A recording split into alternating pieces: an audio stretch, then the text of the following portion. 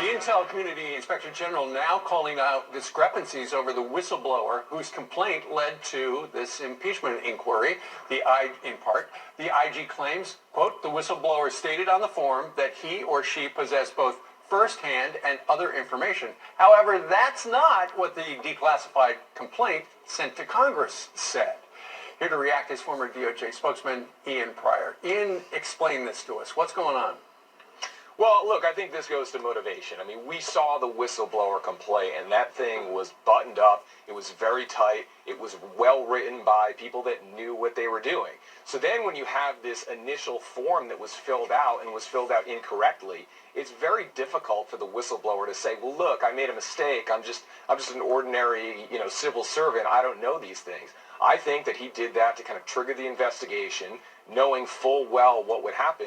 And I certainly think it goes to credibility, but it also goes to motivation. Right. This is, again, not somebody that is just an honest public servant, but I think somebody that had an agenda, and maybe he was working, I wouldn't rule it out that he was working with Schiff and his staff on this. And that kind of coordination, would you find that troubling? Or keep in mind, it's Washington, D.C., and it's a political town, and they're out to get the president.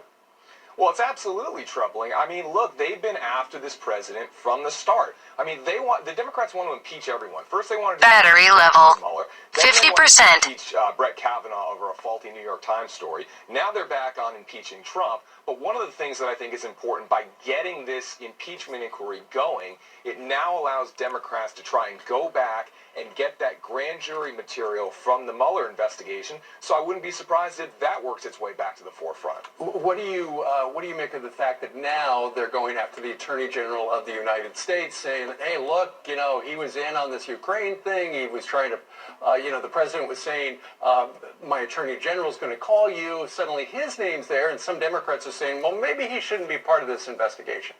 Well, they're trying to discredit the investigation into how the Russia investigation started. I mean, you played a clip from Eric Holder saying that, well, there's an Inspector General investigation, so why do you have this John Durham investigation? Well, it's very simple, and Holder knows this, because the Inspector General can investigate the Department of Justice.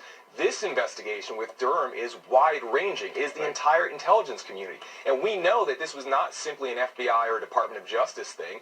This was a wide-ranging intelligence community operation, and if things were done improperly and with the assistance of foreign countries, then certainly that's something the American people should need to know and should be concerned about. And Ian, keep in mind, a lot of this stuff we're talking about is 2016 and before, and that would be the Obama administration Department of Justice.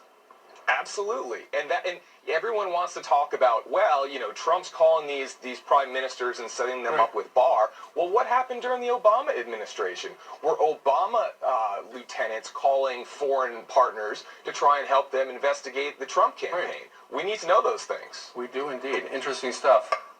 Never a dull moment. Ian Prior, formerly with the Department of Justice.